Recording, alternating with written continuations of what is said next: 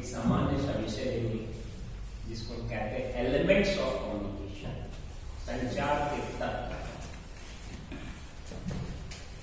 संचार के तत्व बहुत महत्वपूर्ण विषय है जिसमें ऐसे तो बहुत सारे तत्व हैं लेकिन कुछ प्रमुख तत्व हैं जिसकी चर्चा करेंगे। उससे पहले संक्षेप में बताएंगे कि संचार क्या है।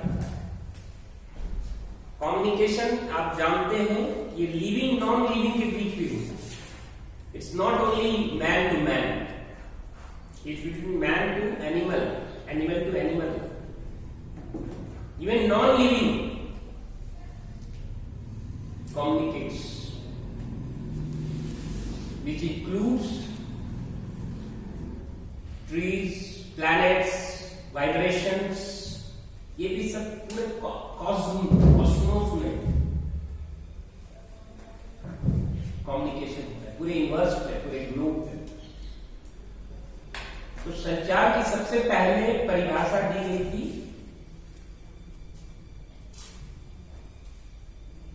बेरेल्सन के द्वारा, और बेरेल्सन, स्टीनर, शूमेकर्स, ऐसे कई लोग थे, लेकिन टीम लीडर उसको बेरेल्सन स्कूल ही कहते हैं, उसको स्कूल कहते हैं, बेरेल्सन स्कूल, जिसमें सबसे पहले संचार को बताया था कि ये स्थानांतरण है सूचना का, शिक्षा का, ज्ञान का, विचार का,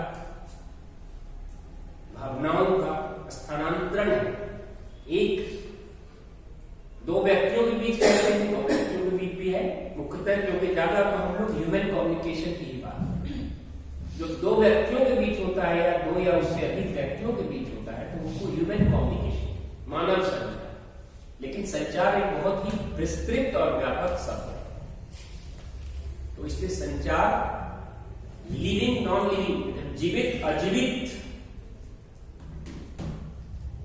और जो मैंने अभी आपको उदाहरण दिया सबके बीच संचार होता है। और बेरेल्सन ने इसको स्थानांतरण परिभाषा कहा। बाद में विल्बर्सरैम, रेडफील्ड, ब्लूमबर्ग, धामा, भटनागर, इंडियंस थे, इन लोगों ने संचार की परिभाषा को थोड़ा सा और भी ज्यादा संशोधित किया। और बेरेल्सन स्कूल ऑफ थॉट्स, जो बेरेल्सन की स्कूल थी, उसकी निंदा की कि नहीं, संचार एक तरफा नहीं होता, संचार एक रैखिक प्रक्रिया नहीं है, ये दो तरफा होता है। और उसमें श्रोता भी, रिसीवर भी महत्वपूर्ण है। तो उन्होंने बाद में जो परिभाषा दी वो इसको एक स्थानांतरण, इसको एक एक्सचेंज, सूचना, शिक्षा, मनोरंजन, विचार, भावना आदि का एक प्रकार से विनिमय, आदान प्रदान है आपस में जीवितों और अजीवितों के बीच। उसके बाद वर्ष 1960 में डेविड बर्लो ने संचार की परिभाषा दी थी, प्रोसेस ऑफ कम्युनिकेशन। डेविड बर्लो ने अपनी पुस्तक the process of mass communication में सबसे पहले संचार को एक प्रोसेस बताया था। तो ये तीसरी स्कूल ऑफ थॉट, जिन्होंने पहले दोनों परिभाषाओं को रद्द कर दिया और भी ज्यादा उसको परिमार्जित, संशोधित करके कहा कि संचार एक प्रक्रिया है। और बेरेल्सन के, डेविड बर्लो के साथ साथ उस समय डेनिस मैकविल, ये दो लोगों का नाम आता है जिन्होंने प्रोसेस पर ज्यादा जोर दिया। ठीक है, अगर हम वर्तमान परिप्रेक्ष्य में संचार को परिभाषित करने का प्रयास करें, क्योंकि उन्होंने तो 60 में दिया, तो वर्तमान परिप्रेक्ष्य में हम कह सकते हैं कि communication is an art and craft of persuading the living and non-living across the globe, across the cosmos, across the world। आज की तारीख में संचार पूरे ब्रह्मांड में होता है। ये केवल ऐसा नहीं कि आपके गांव नरवाना टू नरवाना और गांव फलाना टू फलाना चल रहा है, अब बहुत व्यापक हो गया। अमेरिका बैठे आप घर के बच्चे जो है आजकल पूरे विश्व में है, मजदूर भी जा रहा है कुवैत, सऊदी सऊदी अरब जा रहा है। पहले मजदूर लोग दिल्ली आते थे नौकरी करने, मुंबई आते थे ज्यादा पैसा मिलेगा। अब वो देखते कि वो यूएस चले, वहां उनको डॉलर में मिलता है। वहां भी प्लम्बर है तो प्लम्बर का ही काम करेगा। लेकिन आप जानते हैं कि प्लम्बर को अगर आप बुलाते हैं तो 250 रुपये आने का ले लेते हैं। गुड़गांव जैसे शहर में, नोएडा जैसे शहर में कितना ले लेते हैं? 250-500। उसी तरह यूएस में $250 छोटे शहरों में खाली आने का, और बड़े शहरों में न्यूयॉर्क, न्यूजर्सी जैसे शहरों में $500 लेता है खाली आने का। जैसे हमारे यहाँ गुड़गांव में 500 रुपया लेता है, वहां $500 लेता है, जो रुपया से 75 गुना। तो सब कुछ पलायन बहुत तेजी से हो रहा है हमारे समाज। तो इसलिए अब संचार को हम पूरे वर्ल्ड में, बल्कि पूरे ब्रह्मांड में, ये पूरे ब्रह्मांड में हो रहा है संचार। प्लैनेट्स के बीच, वाइब्रेशंस के बीच, निर्जीव प्राणियों के बीच, एटम्स, मॉलिक्यूल्स के बीच, ये सब के बीच संचार एक बहुत व्यापक शब्द है। और वर्तमान परिप्रेक्ष्य में मैंने बताया कि संचार एक प्रकार से उन्नयन करना है पूरे क्रॉस द पूरे ब्रह्मांड में। हम लिविंग और नॉन लिविंग यानी जीवितों और अजीवितों के साथ उन्नयन, यानी उनको प्रेरित करना, व्यक्ति को प्रेरित करना संचार करना। ज्यादातर हम लोग ह्यूमन कम्युनिकेशन की बात करते हैं, लेकिन जब परिभाषा देंगे तो केवल ह्यूमन कम्युनिकेशन की नहीं है। ज्यादातर अध्ययन ह्यूमन कम्युनिकेशन की कंटेक्स्ट में होता है, इसलिए हम प्राय कम्युनिकेशन को ह्यूमन कम्युनिकेशन मान के ही परिभाषा दे देते हैं, लेकिन ये उससे व्यापक, ये मैं आपको बताना चाहता हूं। अब संचार के कुछ तत्व जो महत्वपूर्ण है, ये सब संचार के मॉडल से ही निकल कर आए। कुछ मॉडल का मैंने जिक्र पहले किया था, कुछ और मॉडल का जिक्र बाद में करूंगा। तो कुछ जो प्रमुख तत्व निकल कर आए हैं उनका नाम पहले मैं आपको बता दूं। सोर्स यानी स्रोत, इनकोडिंग, इसको संकेतन या संकेतीकरण हिंदी में कह सकते हैं, मैसेज, संदेश, डिकोडिंग, चैनल, माध्यम, डिकोडिंग, अर्थ निकालना, संग्राहक, रिसीवर, फीडबैक, प्रतिपुष्टि, नॉइज, ग्रोथ। ये प्रमुख तत्व है संचार। इसकी चर्चा हम करेंगे, सभी तत्वों के बारे में बताएंगे। ठीक है, नोट कर लीजिए, हम सभी के बारे में बताएंगे। इसके अलावा भी कुछ तत्व, लेकिन ये प्रमुख तत्व, इनको हम लोगों ने प्रमुख तत्वों की श्रेणी में स्वीकार कर लिया। ये सब मॉडल से निकल कर आए। उसके अलावा सर्कमस्टांसेस, परिस्थिति भी महत्वपूर्ण।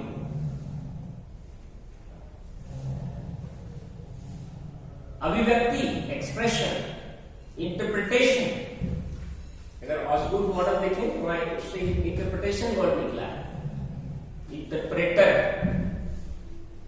सर्कमस्टांसेस ब्रैडॉक ने जोड़ा लैसवेल मॉडल।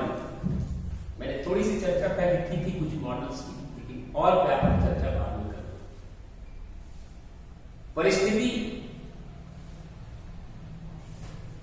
नवभारत टाइम्स के संपादक थे राजेंद्र माथुर। उन्होंने अपनी अंतिम संपादकीय में लिखा था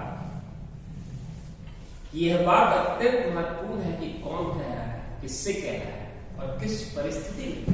उन्होंने परिस्थिति कर दी, ये क्या है, कौन कह रहा है, लैसवेल मॉडल, और परिस्थिति को जोड़ा था ब्रैडॉक।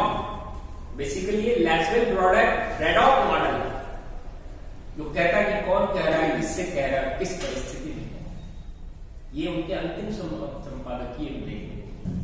मैंने बाद में स्मृति में लेख भी लिखा था, तो मुझे याद है उनका अंतिम संपादकीय क्या था।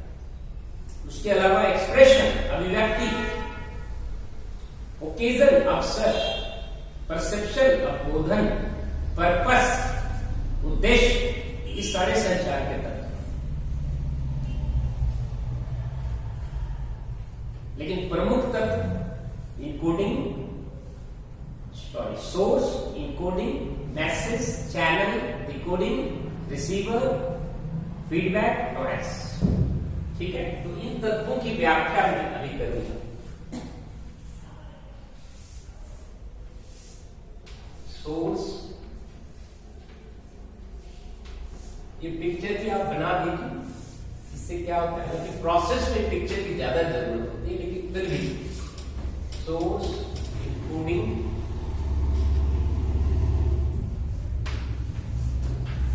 मैसेज,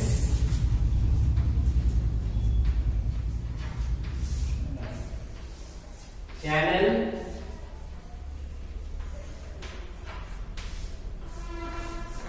डिकोडिंग, रिसीवर,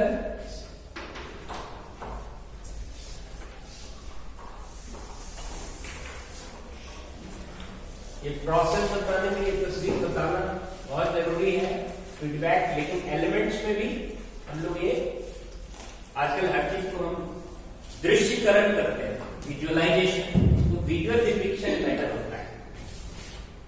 लेकिन कोई पूरा तत्व की ऐसे भी व्याख्या कर दे तो ये बहुत जरूरी नहीं है जब तत्वों की व्याख्या करें, लेकिन हम केवल हम ये नाम लिख दें, सोर्स,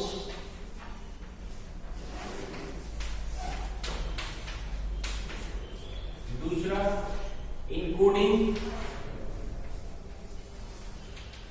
ऐसे इसको हिंदी में भी आप ऐसे ही लिखे तो बेहतर है, इनकोडिंग, संकेतन, संकेतीकरण कह सकते हैं, हम सबका मतलब बताएंगे, तो उदाहरण। उसके बाद मैसेज, संदेश, उसके बाद चैनल, माध्यम, फिर डिकोडिंग, इनके लिए उपयुक्त हिंदी नहीं है डिकोडिंग, ये हमें पॉपुलर सबको लिखना चाहिए। रिसीवर, संग्राहक, फीडबैक, प्रतिपुष्टि, प्रतिक्रिया वगैरह वगैरह। प्रतिपुष्टि खाली प्रतिक्रिया ही नहीं होता फीडबैक। नॉइज, अवरोध। मैंने कहा ये विजुअल डिपिक्शन भी दे देंगे आप तो और अच्छा है। ठीक है, ये एलिमेंट्स हैं। इसके अलावा मैंने अभी आपको बताया ये प्रमुख तत्व है संचार।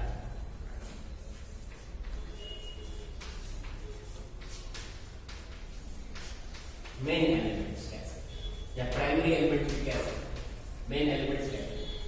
इस पर ज्यादा काम। फिर सर्कमस्टांसेस, परिस्थिति, स्थिति, परिस्थिति। के बाद एक्सप्रेशन, अभिव्यक्ति।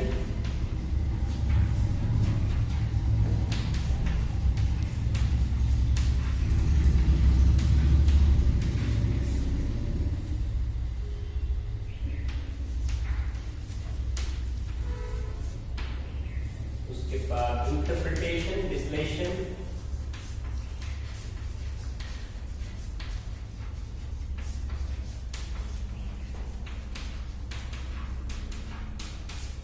उसके बाद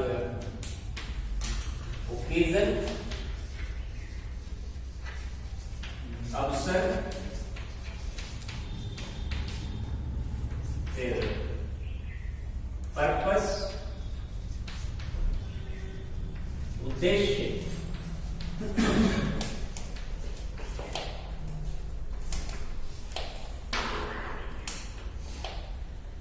परसेप्शन,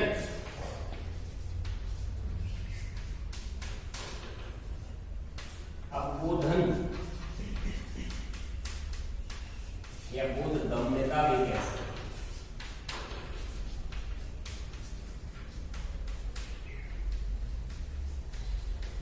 ज्यादातर मॉडल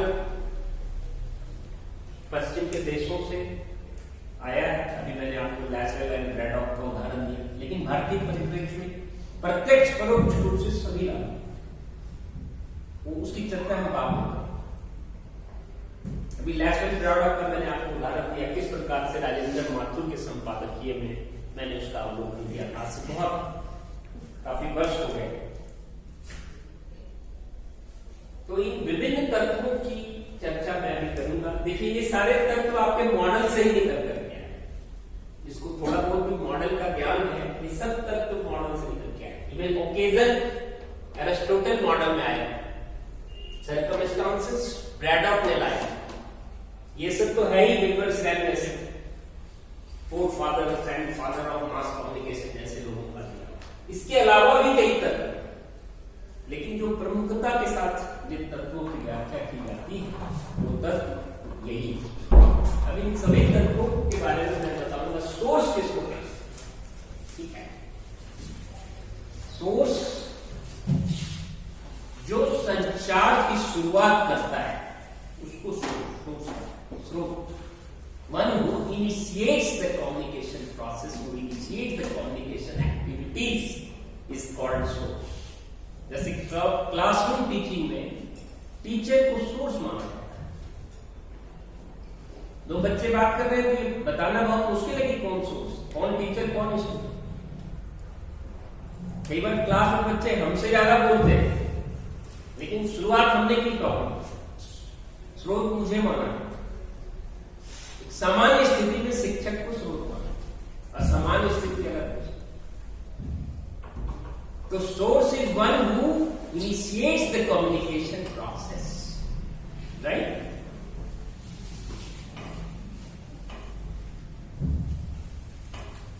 Encoding का मतलब होता है, अभी मैंने हिंदी में आपको बताया, संकेतन यानी कोड करना। संकेतन क्या है? इनकोडिंग, यहां हम जैसे हम बोलते हैं राम, तो हमने क्या किया, मेरे दिमाग में र शब्द आया, र अक्षर आया शब्द, फिर आकार आया, फिर म अक्षर आया, तो हमने उसको व्यवस्थित किया, उसको समायोजित करके अर्थपूर्ण बना दिया, तो राम का अर्थ हो जाता है ना।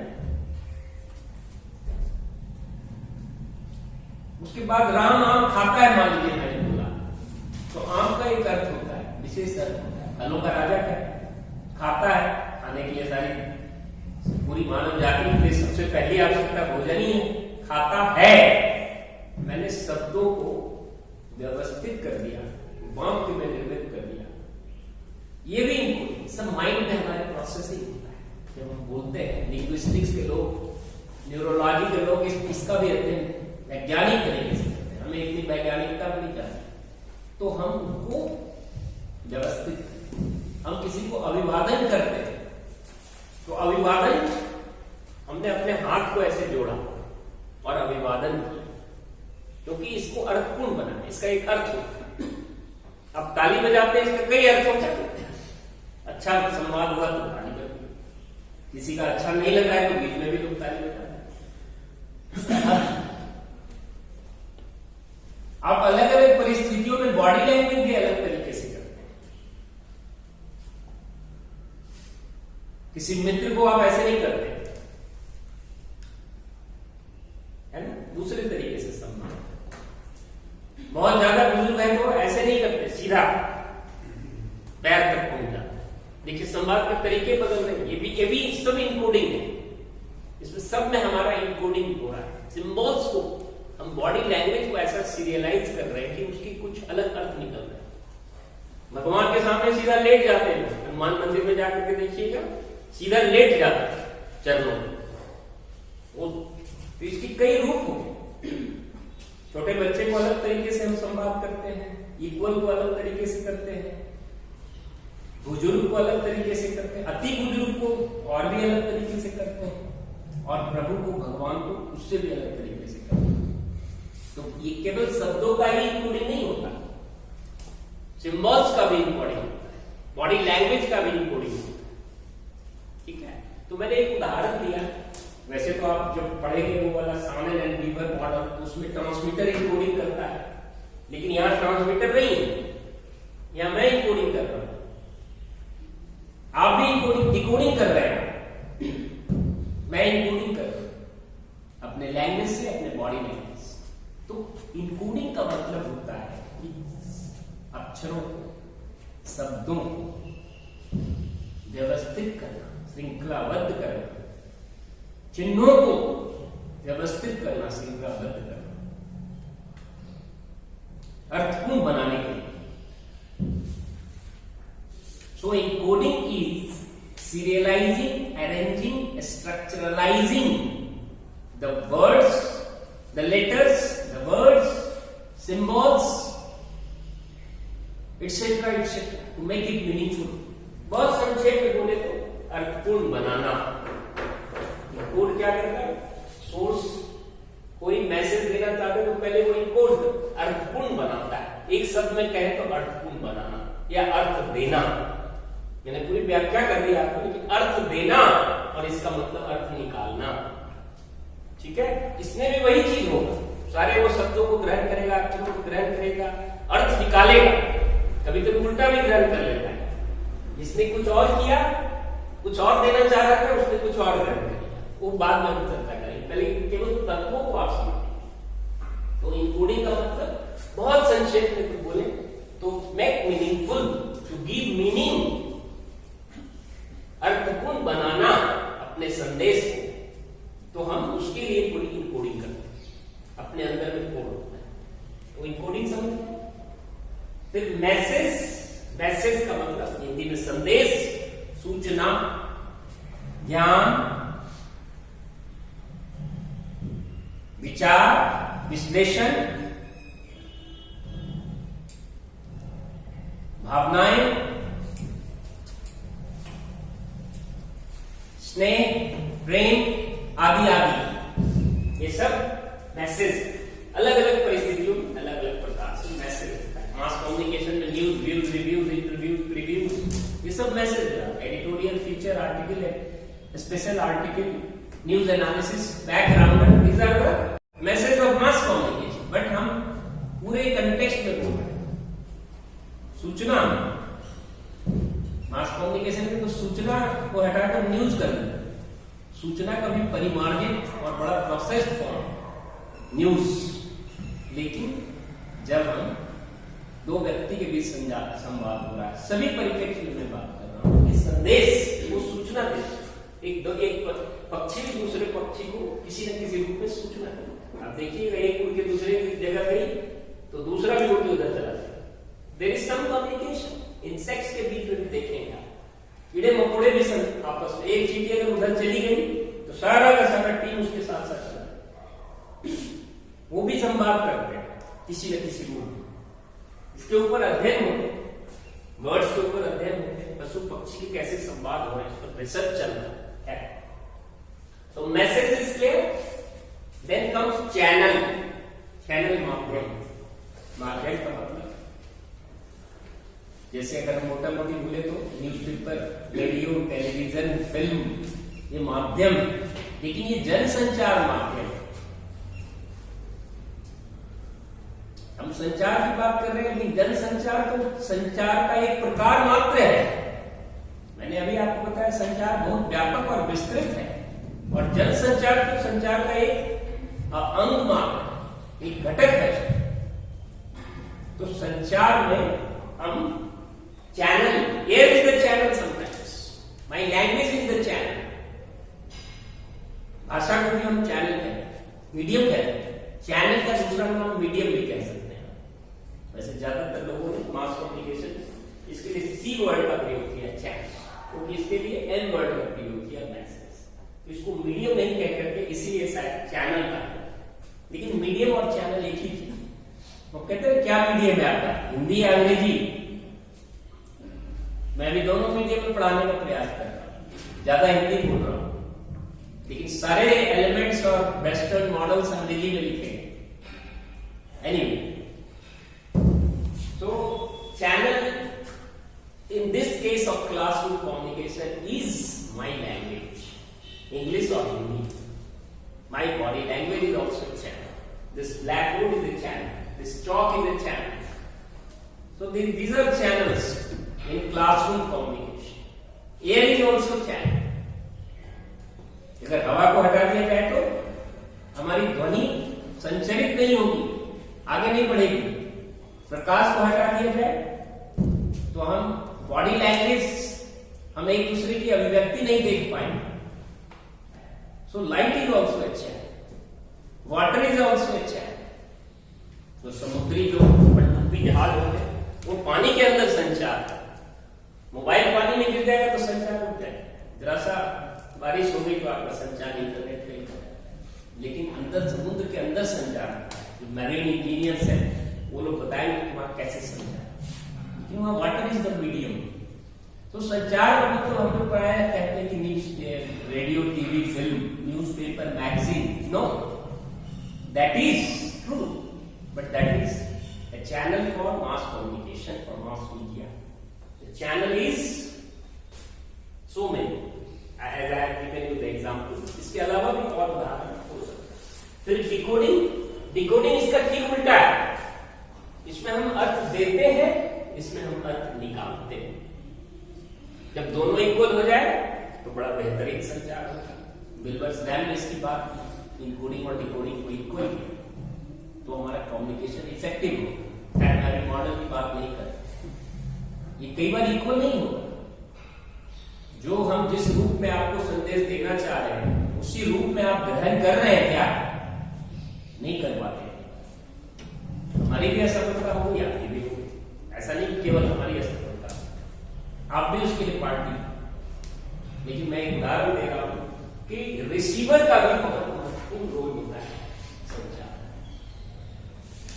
Communication is not only source oriented, it is receiver oriented also. अगर आप जर्नलिस्ट हैं और आप किसी का इंटरव्यू ले रहे हैं तो आप रिसीवर, आप प्रश्न निकालेंगे, आप प्रश्न करेंगे, आप इंट्रोगेट करेंगे, आप उससे तरह से तरीके से अपनी कला और विधा का प्रयोग करके प्रश्न करेंगे ताकि आप अधिक से अधिक बात निकाल सकें। तो शुरू के संचार साथियों ने कहा था कि सोर्स की महत्ता, बाद में कहा गया कि ये भी कुछ कम महत्वपूर्ण नहीं है। तो उसके बारे में मैं बात बताऊंगा। डिकोडिंग समझ गया आपने। फिर रिसीवर, हम ज्यादातर मनुष्य का उदाहरण देते हैं कि ह्यूमन कम्युनिकेशन में बताया कि क्लासरूम में students are the receivers, mass communication में audience is the receiver, interpersonal communication में A and B are communicating, तो B is the receiver. But interchanging A B, तो रिसीवर कई बार बदलता है। कई संचार शास्त्रियों ने कहा है it is not sensible to talk about source and receiver. Let us talk about participant because it frequently changes, especially in interpersonal. और सोर्स में भी एक था, मेंबर्स में भी आपको मिलेगा, लेकिन फिर सभी ने कहीं ना कहीं स्रोत और रिसीवर को इग्नोर नहीं किया। कौन सोर्स है कौन रिसीवर है ये अध्ययन का विषय है, ये बदलते भी रहते हैं कई बार।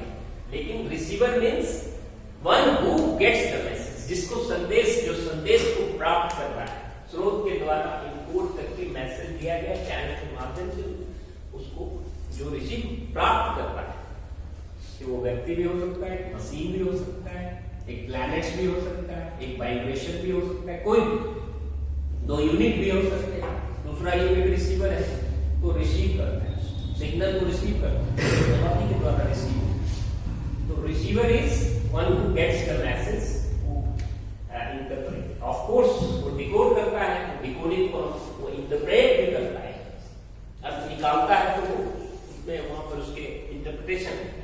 फिर feedback is receiver's response, it is receiver's response, प्रत्युत्तर। सोर्स एक स्टिमुलस क्रिएट करता है, उद्दीपन हिंदी में कहते हैं स्टिमुलस, और रिसीवर रेस्पॉन्स देता है। तो रिसीवर्स रिस्पॉन्स को हम कहते हैं फीडबैक। वो रिस्पॉन्स प्रश्न के माध्यम से भी हो सकता है, विचार के माध्यम से भी हो सकता है, उसकी टिप्पणी के माध्यम से भी हो सकता है, उसके विरोध के माध्यम से भी हो सकता है, उसके बॉडी लैंग्वेज से भी हो सकता है, ताली बजाना या टमाटर चला दिया। कई बार भाषण जूते चप्पल टमाटर बड़े बड़े नेताओं के भाषण में, तो वो भी एक फीडबैक है। हालांकि प्रभाव तो दे दिया, उसकी प्रभावशीलता रही, लेकिन प्रभाव नहीं। ये मैं बताऊंगा what is the difference between effectiveness and effects. लेकिन फीडबैक ये रिसीवर्स का queries, questions, comments, addition, subtraction, जो भी आपसे मैं सहमत नहीं, तो रिसीवर का रिस्पॉन्स, उसके बॉडी लैंग्वेज भी कई बार फीडबैक है। जब भी मैंने थाली का उदाहरण दिया या दूसरे उदाहरण दिए जरा फटाफट सा उदाहरण, लेकिन उसके अलावा भी आपके फेशियल एक्सप्रेशंस भी फीडबैक है। तो ये सब बड़ा रिसर्च का विषय है। मैंने पहले भी बताया कि कई मॉडल्स हैं जो इस तत्वों का जन्म देते हैं, और ये एक एक तत्व पर रिसर्च हो सकता है। मास कम्युनिकेशन एक एक तत्व, सोर्स, पूरी तरह आप सोर्स को समझेंगे नहीं तो इस पर रिसर्च नहीं कर सकते। केवल एक व्यक्ति सोर्स है ऐसा बहुत बड़ा सोर्स है। जब मास कम्युनिकेशन की सोर्स की बात हम करेंगे, अभी मैं केवल कम्युनिकेशन के एलिमेंट्स को बता रहा हूं, बाद में मैं आपको एलिमेंट्स ऑफ मास कम्युनिकेशन बताऊंगा, ठीक है। हालांकि एक आध उदाहरण मैंने चैनल में मास कम्युनिकेशन का भी दिया, लेकिन कम्युनिकेशन के एलिमेंट्स हैं। उसके बाद कौन सा एलिमेंट है? नॉइज। नॉइज संचार में बाधा। नॉइज मीन्स बाधा, अवरोध, hurdle, obstruction, disturbance. This is called noise. Noise source के द्वारा भी क्रिएट किया जा सकता है। उसके शब्द के ऐसे उच्चारण हो गए, या कोई दूसरे देश का व्यक्ति चाहे अंग्रेजी में भी बोल रहा है, उसकी अंग्रेजी भी हमारी अंग्रेजी से भिन्न होगी, तो वहां भी उसकी भाषा के कारण नॉइज हो गया। उसके विचार अगर कंफ्यूज है, विवर्थक है, तो हमें दिक्कत होगी रिसीव करने में। तो source can create a noise intentionally और अनइंटेंशनली। एक बार आपको सुनने में दिक्कत हो गई, ये भी नॉइज क्रिएट कर सकता है, इसका ध्यान भटक गया, तो ऐसे अवरोध इनके तरफ से कमी नहीं थी, लेकिन इनके तरफ से कमी। खैर, मैं भी एक श्रृंखलाबद्ध तरीके से आगे बढ़ा कि सोर्स भी नॉइज क्रिएट कर सकता है। इनकोडिंग यहां भी नॉइज हो सकता है, सोर्स ही इनकोडिंग करता है, इसलिए कई बार इसको सोर्स इनकोडर भी कहते हैं, उसको रिसीवर डिकोडर भी कहते हैं। कुछ लोगों ने केवल इनकोडर का, इनकोडर मीन्स सोर्स, तो इनकोडिंग में भी नॉइज हो सकता है। जो हम लैंग्वेज फ्रेम कर रहे हैं, जो हम बॉडी लैंग्वेज कर रहे हैं, वो उतना प्रभावी तरीके से नहीं हो रहा है, हमने उसी में अवरोध पैदा किया। कई बार संदेश देने वाला व्यक्ति जो संग्राहक है, जो स्रोत है, वो डबल मीनिंग दे दिया, अपने बात को खुद ही विरोध कर दिया, तो अगले को उन्होंने एक तरह से नॉइज उत्पन्न कर दिया, अवरोध। और एक मशीन अगर है, कभी कभी टेलीविजन भी सोर्स होता है, मैं बताऊंगा आपको बात में किन परिस्थितियों में, इसमें भी नॉइज होगी, इसकी इनकोडिंग में नॉइज होगी, मैसेज में नॉइज हो सकता है।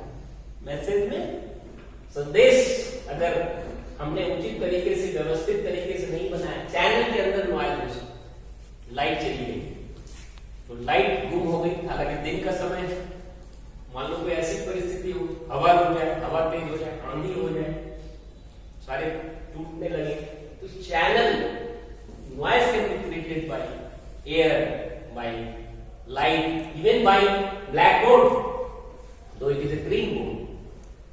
So this green board, it is not visible, yet it is a noise.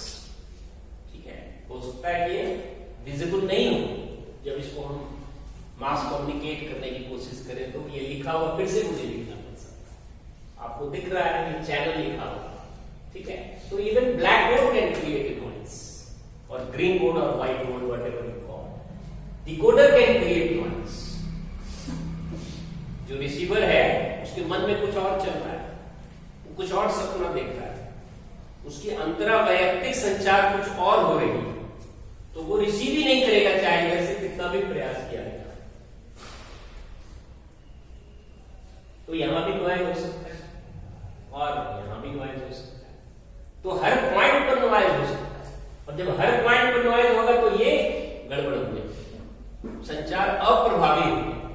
जब हर पॉइंट पर नॉइज होगी, कहते हैं कि बर्बाद गुलिस्ता करने को एक ही उल्लू काफी, और हर साफ पे उल्लू बैठा है, अंजाम गुलिस्ता क्या। तो यहां सब जगह अगर नॉइज पैदा ले ले तो संचार की ऐसी तैसी हो जाएगी। ठीक है, तो मैंने आपको नॉइज के बारे में बताया, फीडबैक के बारे में बताया, source, encoding, message, channel, decoding, receiver, इन सभी तत्वों के बारे में, इस संचार के तत्व। उसके अलावा मैंने हल्की फुल्की जिक्र की स्थिति, सर्कमस्टांसेस, स्थिति परिस्थिति भी संचार के तत्व कहे जाते हैं। ये सब मॉडल से निकल कर आया। एक्सप्रेशन, अभिव्यक्ति, हालांकि ये यहां से कहीं लिंक है आपके चैनल से। इंटरप्रिटेशन, डिकोडिंग से लिंक, इसलिए इसको सेकेंडरी फैक्टर्स कहते हैं, सेकेंडरी एलिमेंट कहते हैं, क्योंकि इंटरप्रिटेशन यहां डिकोडिंग में आ गया। फिर ओकेजन, अवसर, एरिस्टोटल मॉडल में उन्होंने अवसर को बाद में जोड़ा था। पर्पस ऑफ कम्युनिकेशन, इसके मैंने कई उदाहरण दिए आपको। परसेप्शन, जो सोर्स आपको दे रहा है, आपका परसेप्शन अलग हो सकता है, तो ये भी कहीं ना कहीं फीडबैक में आपके परसेप्शन रिफ्लेक्ट होते हैं। Purpose of communication is very important and perception, so these are सब elements. This can be, you can call them as sub elements or components, but they are also elements. ठीक है, तो ये कुछ elements of communication मैंने आपको बताने का प्रयास किया, और यहाँ पे कोई प्रश्न है?